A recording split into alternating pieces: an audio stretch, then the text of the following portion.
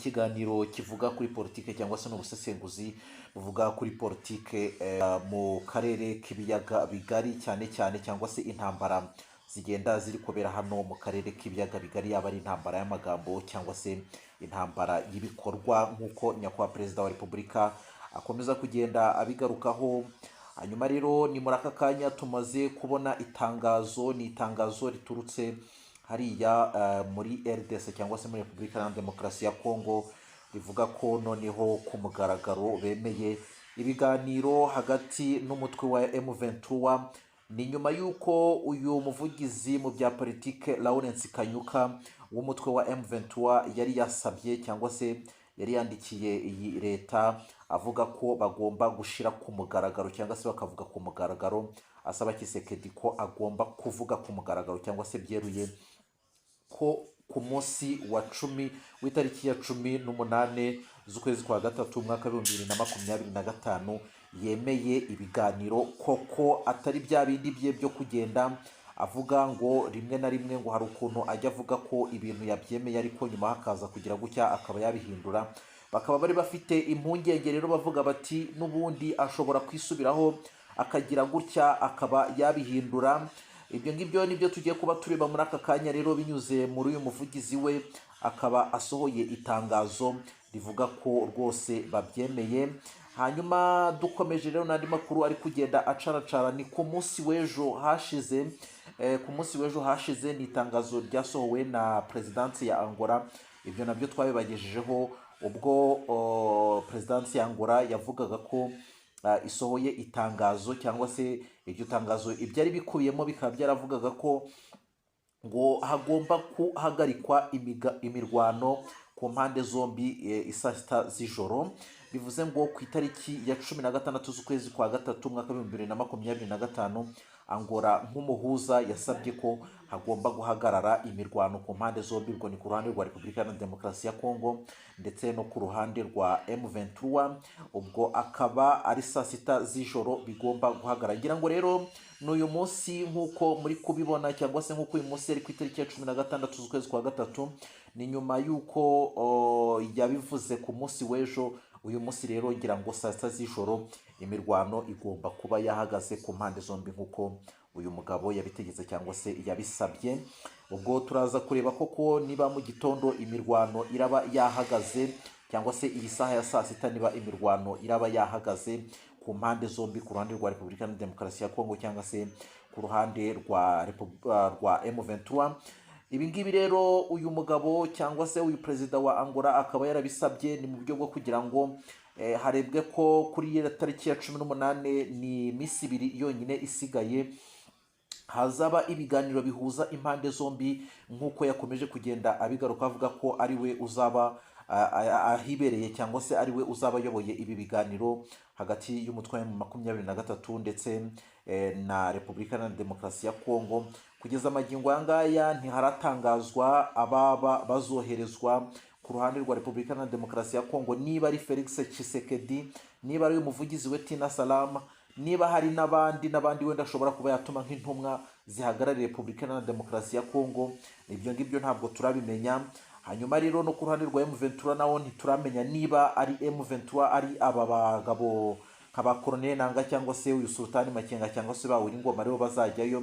Ariko ngewe uko mbyumva ntabwo byashoboka, ntabwo Wiringoma ashobora kuvuga ngo agiye mu nama hariya i Rwanda, cyangwa se uyu Sultani Makenga cyangwa se Colonel Nanga, kuko muribuka ko no mu byo tugenda tugarukaho bya buri munsi aba bagabo bafite ibihano bikomeye cyane, cyangwa se bakatiwe n'inkiko n'urukiko rwa gisirikare rwa hariya muri Repubulika ya Demokarasi ya Kongo. Hanyuma rero ni uyu munsi ku itariki ya 16 z'ukwezi kwa gatatu mwaka wa 2025, uyu munsi muri Beka Arena hakaba habaye inama. Ni inama yagarukaga, ni inama cyangwa se ni ukwegera, ni gahunda ya nyakubahwa perezida wa Repubulika Paul Kagame, gahunda yo kwegera abaturage. Ni NST2 kuva yatangira, ngira ngo ni bwo bwa mbere nyakubahwa perezida wa Repubulika yaba yahuye n'abaturage cyangwa se yaba yegera abaturage bakagira ibyo mu mazo cyangwa se bakagira ibyo baganiraho n'ibyifuzo. Ibyo byose rero nibyo tugiye kugenda turebera hamwe turakubira mu ngingo zigera nko muri 3. ni ibyavugiwe muri iyi nama cyangwa se n'ibyabereye muri ya nama umunsi wose kuva isaa 5:30 kugeza mu kanya basoje ku isaha ya saa 9 gutyo, hafi na 40 gutyo, hafi saa 10 nibwo basoje iki gikorwa cyaberaga hariya muri BK Arena. Ibyo rero tukaba tugiye kubikubira mu ngingo 3. Ni ibiri kugenda bivugwa rero cyangwa se biri kugenda bicaracara hano ku mbuga nkoranyambaga, nkuko tugenda tubigaruka tugenda dusesengura turebera hamwe ese ni ibiki biri kugenda bivugwa kugira ngo dukomeze kugenda twubaka uyu muryango ndetse dushaka n'ibisubizo. Uyu munsi rero nyakubahwa Perezida wa Repubulika, ingingo ya mbere dushobora gukubiramo ibyabereye hariya cyangwa se ibyavugiwe hariya, His Excellency Paul Kagame uyu munsi ibyo yavuze ati intambara iri kubera hariya mu burasirazuba bwa Repubulika Iharanira Demokarasi ya Kongo ntabwo ari intambara y'u Rwanda, ntabwo ari u Rwanda rwayitangije. Abayitangije ibyo barwana nabyo bazabigeraho kandi natwe nibyo turimo kurwanaho. Ubwo bivuze ngo ni ya ntambara yo mu bitekerezo cyangwa se y'umutekano muke cyangwa se kuri abagenda bafatira igihugu cy'u Rwanda ibihano, nibyo yashaka kugenda agarukaho. Ibyo byose rero akavuga ati abariya bararwanira uburenganzira bwabo, ariko wajya kumva bari kugenda bashiramo u Rwanda twasobanuye kenshi cyane gashoboka, twatanze ingero nyinshi cyane zishoboka ko ntaho duhuriye n'iriya ntambara iri kubera mu burasirazuba bwa Repubulika Iharanira Demokarasi ya Kongo. Yewe n'ababivugaga cyangwa se n'abanyegezaga uwo muriro, nyakubahwa Perezida wa Repubulika yavugaga ati nta bimenyetso bifatika batanga ngo bagaragaze ko ari twebwe cyangwa se ari u Rwanda ruri gutera inkunga cyangwa se ari u Rwanda ruri hariya muri Repubulika Iharanira Demokarasi ya Kongo. Ntabyo, ubibasabye ibyo bimenyetso ntabyo bashobora gutanga. Barangiza rero bakavuga ko ngo natwe ngo dufite ukuboko gukomeye cyane muri ntambara iri kubera mu burasirazuba bwa Repubulika Iharanira Demokarasi ya Kongo. Kugeza amagingo aya ngaya ndabizi neza ko ejo ku munsi washize ni inama yabaye kwa 15 z'ukwezi kwa 3 umwaka wa 2025. hasohotse imyanzuro, ngira ngo hari ku mugoroba w'ejo hashize hasohotse imyanzuro y'inama y'abaminisitiri b'ububanyi n'amahanga b'ibihugu bigize uyu muryango wa G7 cyangwa se ibi bihugu bikize ku isi bigera kuri 7 hara mu burasirazuba bw'isi, n'ibihugu bigeze kuri 7. Ubwo hasohotse imyanzuro y'inama yavuyemo, ubwo bari bateranye nabo bari kwiga ku mutekano muke wo mu burasirazuba bwa Repubulika Iharanira Demokarasi ya Kongo. Bongeye bagaruka ku Rwanda, bongera gushinja u Rwanda ko G7 cyangwa se bino bihugu bigize umuryango umuryango w'iburasirazuba w'ibihugu bikize by'iburasirazuba, bongeye n'ubundi kuvuga ko u Rwanda ngo rufasha M23. Kugeza amagingo anga rero nibyo nyakubahwa Perezida wa Repubulika yavugaga, akavuga ati ese ni gute abo ngabo bakomeza kugenda bavuga ngo twebwe dufite uruhare rukomeye cyane cyangwa se dutera inkunga iriya M23? Gute kugeza amagingo anga ntibirumvikana. Bariya bararwana uburenganzira bwabo, bararwana kuba ari abanyekongo, bavuga ko ari abanyekongo. Twebwe ni gute batuvanga muri iyo ntambara? Ibyo barwana nabyo natwe nibyo turwana nabyo, nk'ibyo byose bagenda batugereka ibyo byose tukagenda tusobanura ariko ntibabyumve. Kugeza amagingo anga rero muri ibyo bihugu harimo nka Canada, Amerika ndetse n'Ububiligi n'Ubwongereza. Murabyibuka neza ko minsi yashize Ubwongereza cyangwa se ibyo bihugu byose maze kuvuga byishize hamwe bigafatira u Rwanda ibihano. Murabyibuka harimo nyakubahwa Perezida wa Repubulika, harimo n'aba James Kabarebe n'abandi bayobozi bagiye batandukanye benshi cyane. Hanyuma rero undi mwanzuro wenda bafashe muri iyo nama yo kuwa 15 z'ukwa 3 umwaka wa 2025 ejo hashize nyine, G7 yasabye M23 ko yava mu bice byose yafashe. Nibyo ku mugora twagarukagaho tuvuga tuti ibingibi ntabwo bishoboka ko M23 ishobora kurekura ibice yafashe. Ubwo bishatse kuvuga ngo bahita barekura iyi Kivu y'Amajyaruguru nka bira bice byose, cyane cyane nk'Igoma, nka kiriya kibuga Kigoma bamaze gufata, cyangwa se nuriya mujyi ukomeye cyane wa Bukavu nabo bamaze gufata, na ziriya santere zose mugenda mwumva, cyangwa se n'izi teritwari zose mugenda mwumva bagenda bafata, nko muri Kivu y'Amajyepfo bafashe teritwari ya Icwi, izo zose bakazirekura. Ejo bundi nibwo bavuga ko bari gukomanga ku marembo ya Uvira. Kugeza amagingo ngaya ntabwo turamenya amakuru neza, cyangwa se ntabwo barabitangaza. Tuba twanga kugenda dutangaza ibintu bitaratangazwa na ba nyir'ubwite bo ubwabo.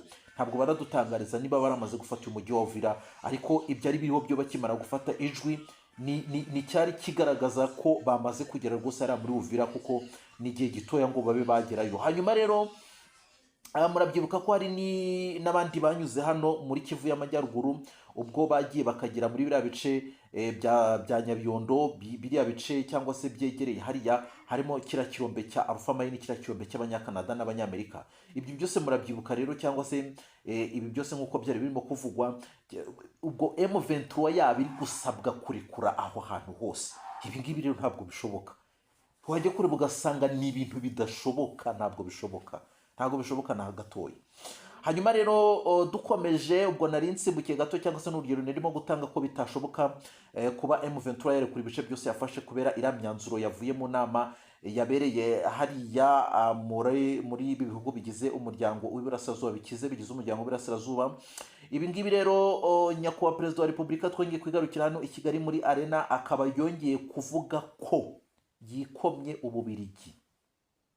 Ububirigi kuva kera na kare ni abantu bagiye bashoza intambara, cyangwa se ni bamwe mu bagenda benyegeza umuriro bafatira u Rwanda ibihano.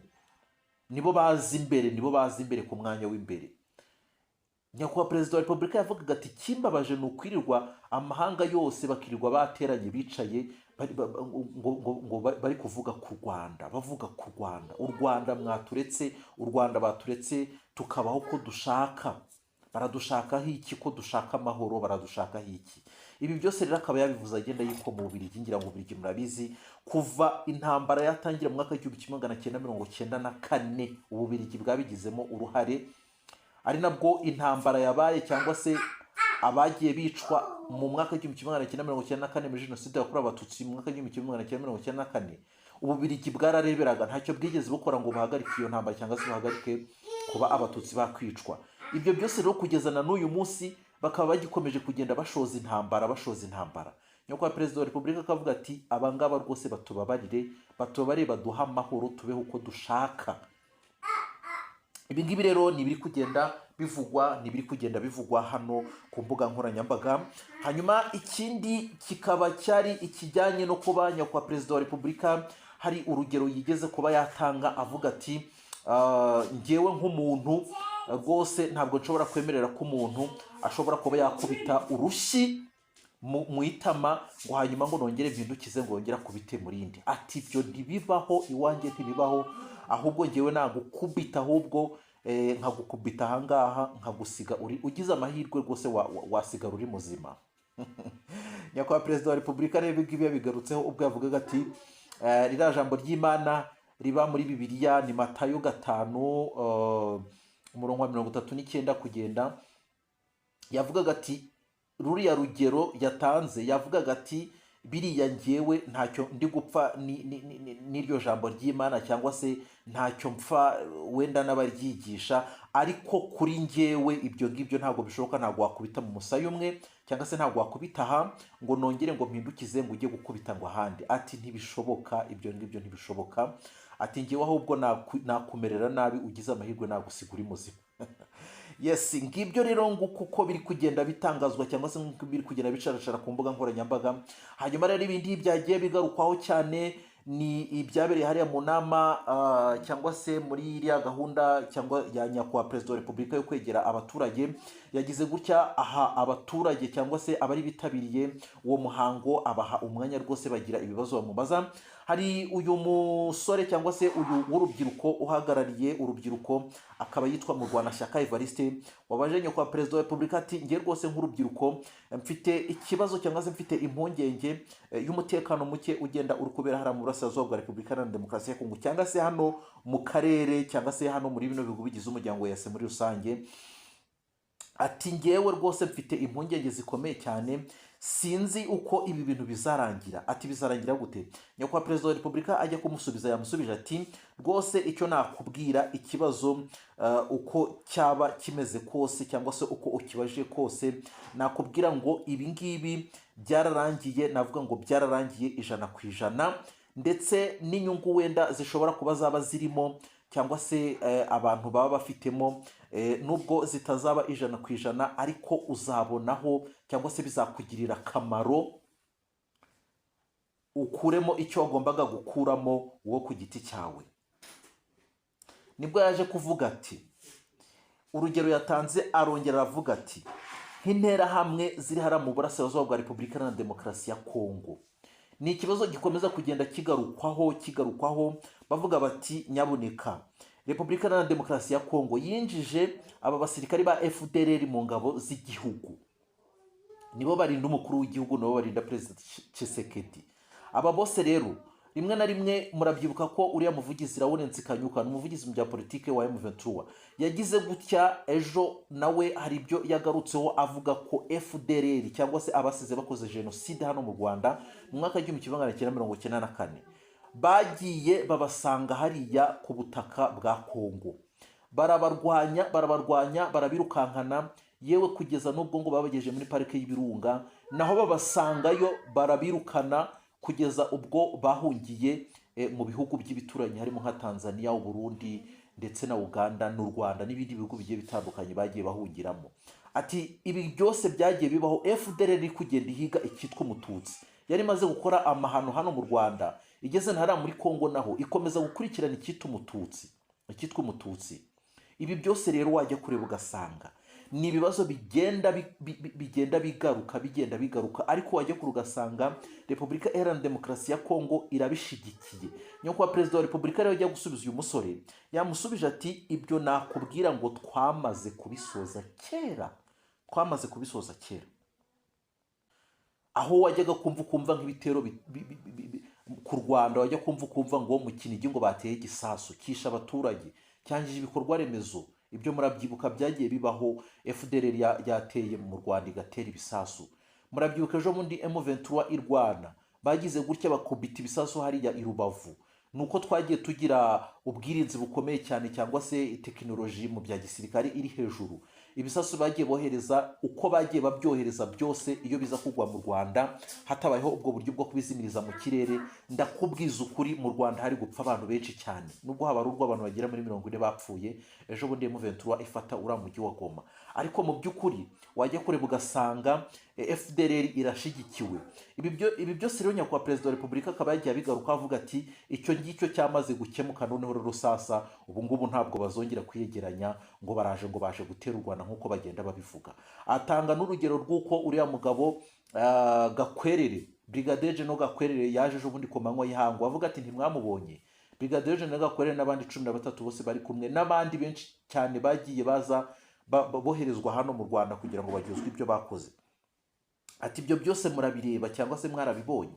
Ati rero ubu naba nanagusubije icyo ngicyo cyamaze gukemuka kera. Ubwo rero nyuma yaho nibwo haje kongera kubaza umwana w'umukobwa cyangwa se n'umudamu cyangwa se n'umutegarugori, yaje kubaza ikibazo. Uyu nguyu akaba azwi ku mazina ya Iradukunda Grace Divine, akaba ari umurundi kazi, akaba ku mazina y'akazi nk'uko yakunze kubigaruka cyangwa se yabivuze yitwa DJ Ira. Ubwo yasabaga nyakubahwa perezida wa repubulika ubwenegihugu bw'u Rwanda, yavugaga ati ngiye rwose iki gihugu nakigiriyemo umugisha, nyakubahwa perezida wa repubulika muramutse mungiriye neza mukamfasha rwose mwama ubwenegihugu bw'u Rwanda, kuko muri iriya gahunda yo kwiyamamaza kugeza utowe utsinze amatora aheruka yo kuyobora iki gihugu cyacu cy'u Rwanda, nari ndi kumwe nawe kuva mu ntangiro ndetse kugeza urahiye. Ati rero iki gihugu nakigiriyemo umugisha, ndumva rwose uramutse ungiriye neza wampa ubwenegihugu. Nyakubahwa perezida wa repubulika atazuyaje rwose yamubwiye ati ababishinzwe wenda baje kubikurikirana cyangwa se naho zabikurikiraneho nyuma yaho gatoya, ariko ngewe ku mugaragaro ntagiye ku ruhande ubwenegihugu ndabuguhaye. nuko rwose amashikacika wa Repubulika Paul Kagame ahaye uyu mutegarugori ubwenegihugu bw'ubunyarwanda, akaba yabaye umunyarwandakazi. ubwo ikigiye gukurikiraho rero ni ugushaka ibyangombwa akaba umunyarwandakazi wuzuye. Nibyo rero twari twagarutseho ubwo twari turi kurebera ku byabereye hariya muri Beka Arena. Hanyuma hari n'abandi bagiye batanga ibitekerezo bigiye bitandukanye, harimo nk'uyu nguyu Mukarubega Jeanne w'imyaka 70, muramwibuka cyangwa se mwamwumvise ubwo yagiye avuga ko urubyiruko cyane cyane rwo yagiye agarukaho avuga ati ngewe nariye ingoma nyinshi, ariko ntabwo twigeze tugira amahirwe nk'aya ngaya urubyiruko rufite muri iyi minsi. Urubyiruko ati murebe kure, aya mahirwe mufite muyabyaza umusaruro. Aya mahirwe mufite muyabyaza umusaruro, murebe kure, murebe kure. Mufite umuyobozi mwiza, mufite umuyobozi ubitaho, mufite umuyobozi ubakunda, mufite umuyobozi wababatije izina ryiza, izina ndi umunyarwanda. Kuva ubu ngubu cyangwa se kugeza amagingo aya ngaya ndabizi ko hano mu Rwanda nta muntu ushobora kuvuga ngo ni umuhutu, ni umututsi, ni umutwa. Ati twese turi abanyarwanda. Mu ishuri iyo ugiye kureba usanga abana bose biga ni bamwe, ni ndi umunyarwanda. Yatubatije atubatiza izina ryiza.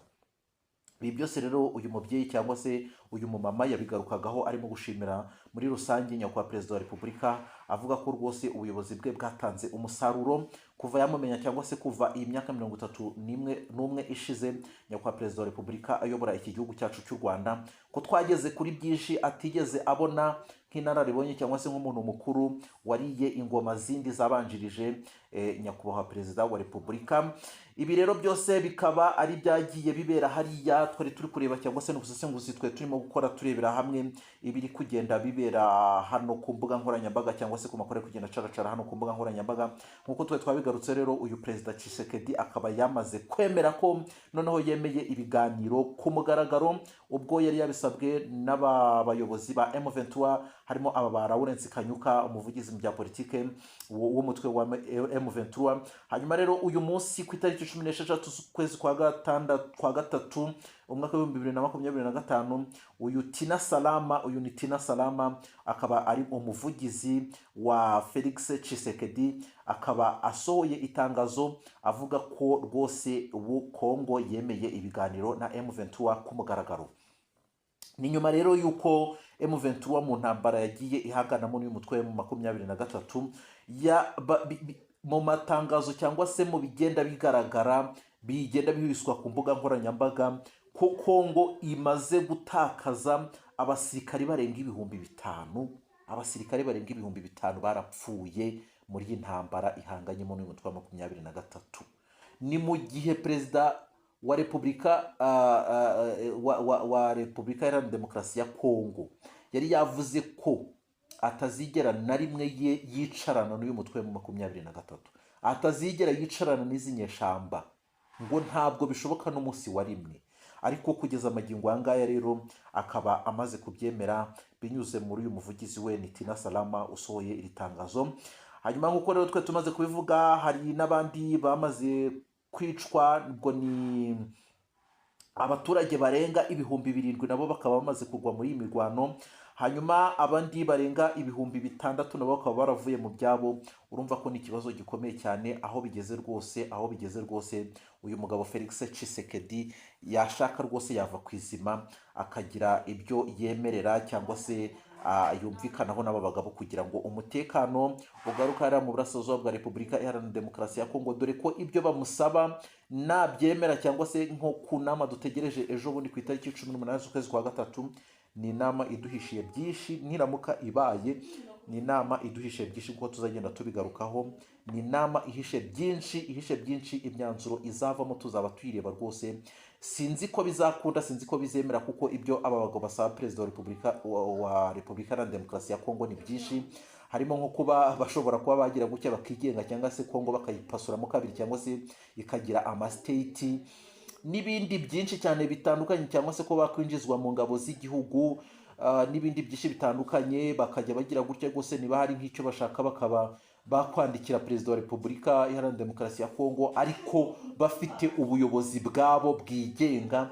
Ni byinshi cyane rero barimo kumusaba, ni byinshi cyane, nabyo tuzagenda tubigaruka mu makuru yacu ari imbere.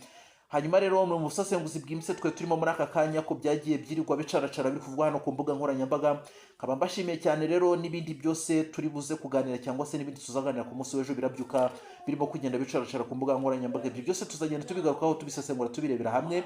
Nkaba mbashimiye cyane rero kandi mbashimira ko mukomeje kugenda mwiyandikisha mu muryango mugari wa Blue White MOE, munakora subscribe cyane rwose cyane cyane, hanyuma rero munakora n'amashare n'amakomenti, ibyo byose nabyo birakenewe. Ngiye twari kumwe muri iki kiganiro cyangwa se mu busesenguzi bwimbitse, Emmanuel, bye bye.